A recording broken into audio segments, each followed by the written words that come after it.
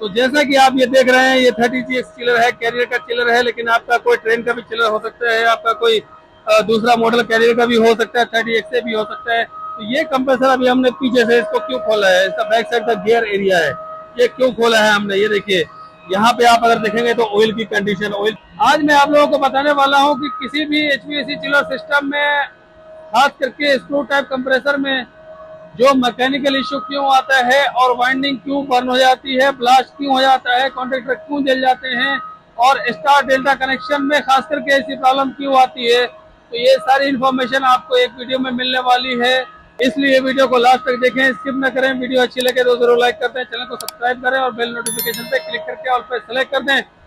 अपने दोस्तों के साथ भी शेयर करें, क्या पता उन्हें इसकी सब जरूरत हो, क्या पता उन्हें भी कुछ सीखने को मिले। और जो भाई हमारे काम करते हैं, जो भाई हमारे काम सीख रहे हैं, जो भाई हमारा ट्रेनिंग ले रहे हैं, उन सब के लिए ये वीडियो काम आने वाली है। जो भाई हमारे इंटरव्यू दे रहे हैं, उनके लिए भी ये वीडियो काम आने वाली है। तो मैं आपको बताता चलूँ सबसे पहले कि ये एयर कूल्ड चिलर है, कैरियर का 30GX चिलर है, लेकिन और भी मॉडल है, 30XA भी है, और भी बहुत सारे जो मॉडल हैं उसमें अक्सर ये क्या होता है, स्टार एंड डेल्टा कनेक्शन होता है। लेकिन कई बार क्या होता है, जब हम कंप्रेसर को रिपेयर करते हैं या फिर उसमें कोई पार्ट चेंज करते हैं या रिवाइंड करके लगाते हैं, तो हमको क्या क्या सावधानी बरतनी चाहिए।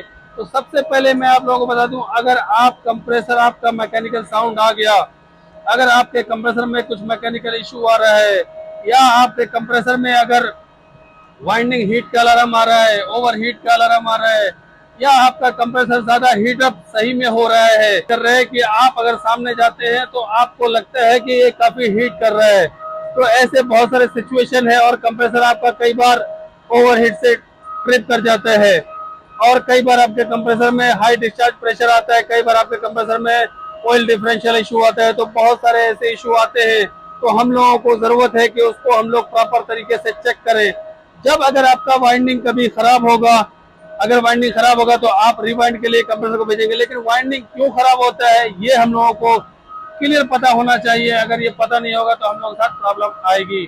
तो सबसे पहले आप लोगों को बता दूं वाइंडिंग क्यों खराब होता है। तो अक्सर जो वाइंडिंग वो खराब होता है, वो क्या होता है, कभी आपका अगर कॉन्ट्रैक्टर खराब होगा तो उसके कारण खराब होगा स्टार डेल्टा कनेक्शन में, और कभी आपका अगर मैकेनिकल इशू है, अगर कोई मैकेनिकल स्टक है, या कभी आपका वाइंडिंग ओवर हीट हो रहा है। और हीट किस वजह से होता है, क्योंकि कभी कभी मैकेनिकल जाम होगा, इसका जो मैकेनिकल सिस्टम है, जो स्क्रू एरिया है, वो अगर जाम होगा, ऑयल नहीं होगा, ऑयल का सर्कुलेशन नहीं होगा, तो क्या होगा कि कंप्रेसर स्मूथ नहीं चलेगा। स्मूथ नहीं चलेगा तो वाइंडिंग जो स्टेटर होता है उस पर लोड ज्यादा आएगा, उसके बाद वो धीरे धीरे हीटअप बढ़ाएगा, और ऐसे करते करते वाइंडिंग इसकी वीक हो जाएगी, और बाद में कभी ये ब्लास्ट हो जाएगा या बर्न हो जाएगा।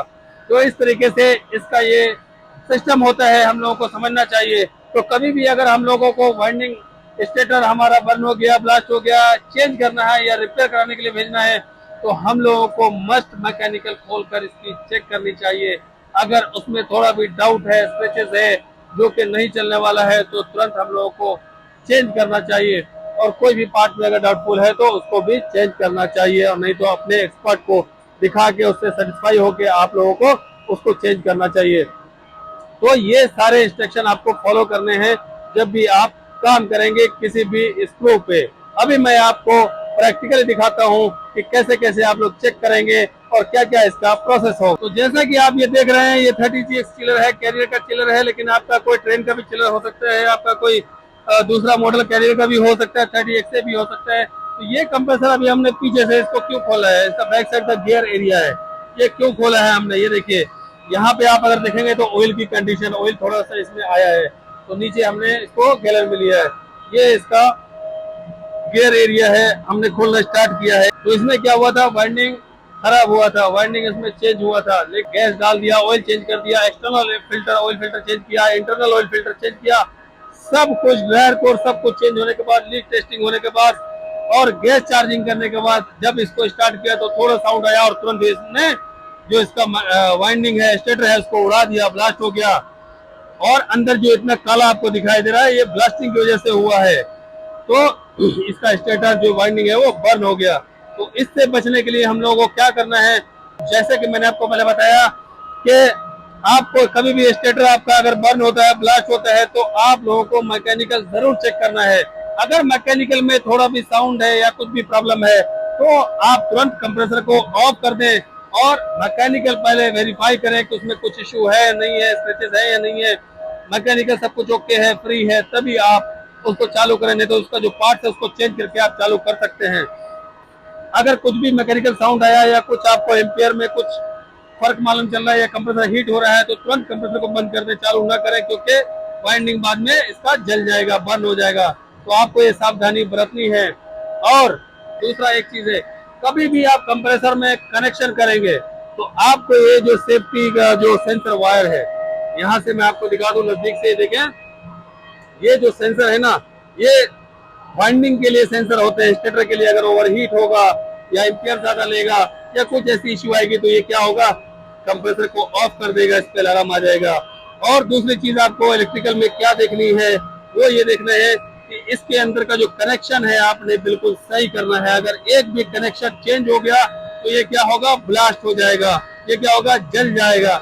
इसलिए आपको इंटरनली जब आप मैकेनिकल कर रहे हैं, स्टेटर चेंज कर रहे हैं, तो इंटरनली आपको कनेक्शन बिल्कुल सही करना है और एक्सटर्नली भी बिल्कुल सही करना है अकॉर्डिंग टू स्टार डेल्टा।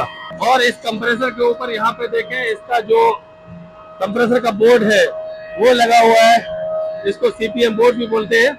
और ये हमारा कॉन्ट्रैक्टर है, ये आप लोग को मैं बता दूं, एक जो इसका 3 फेस है, क्योंकि अक्सर आप लोग जानते हैं स्टार डेल्टा में 3 कॉन्ट्रैक्टर होते हैं, क्योंकि जब स्टार में स्टार्ट होता है तो फर्स्ट कॉन्ट्रैक्टर पे सप्लाई जाती है और सेकंड कॉन्ट्रैक्टर बंद होता है, थर्ड वाला चलता है क्योंकि ऊपर से लूपिंग है। तो ये लाइन आपस में मिल जाती है, इसकी जो वाइंडिंग की जो लूपिंग है आपस में मिल जाती है और उस पर सप्लाई जाता है, तो ये स्टार से स्टार्ट हो जाता है। और बाद में क्या होता है, ये वाला कॉन्ट्रैक्टर बंद हो जाता है और ये स्टार्ट हो जाता है, तो फिर ये डेल्टा में आ जाता है, क्योंकि स्टार में कम लोड पे स्टार्ट होता है और डेल्टा जाते ही इसकी स्पीड बढ़ जाती है। तो दोस्तों आप लोगों को स्टार डेल्टा समझ में आया होगा, किस तरीके से मैंने आपको बताने की कोशिश किया प्रैक्टिकल तरीके से। वो यही है कि स्टार में जब कंप्रेसर स्टार्ट होता है, किसी भी इंडस्ट्रियल कंप्रेसर को या मोटर को जो हैवी लोड उठाने वाला है, उसको डायरेक्ट पूरा लोड नहीं दिया जाता है।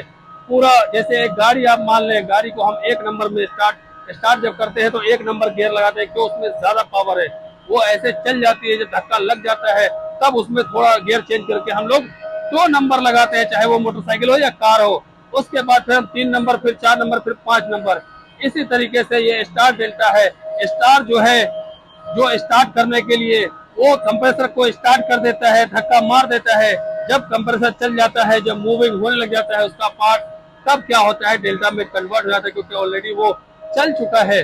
उसके बाद उसकी स्पीड और भी रफ्तार उसकी तेज हो जाती है। तो दोस्तों उम्मीद करता हूँ आप लोगों को मेरी वीडियो अच्छी लगी होगी, वीडियो पसंद आई होगी। वीडियो अगर अच्छी लगी हो तो जरूर लाइक कर दें, चैनल को सब्सक्राइब कर दें और बेल नोटिफिकेशन पे क्लिक करके ऑल पे सेलेक्ट कर दें। अपने दोस्तों के साथ भी शेयर करें और अपने भाई के चैनल को सपोर्ट करें, क्योंकि मैं आप लोगों के लिए अच्छे अपडेट्स, अच्छी वीडियो आप लोगों के लिए लाता रहता हूँ। और हफ्ते में जितना हो सके 1, 2, 3, 4, 5, 6 जितना वीडियो हो सकता है मैं आप लोगों के लिए डालता रहता हूँ। तो दोस्तों जल्दी मिलता हूँ नेक्स्ट वीडियो में। Thank you very much for watching my video. Bye bye.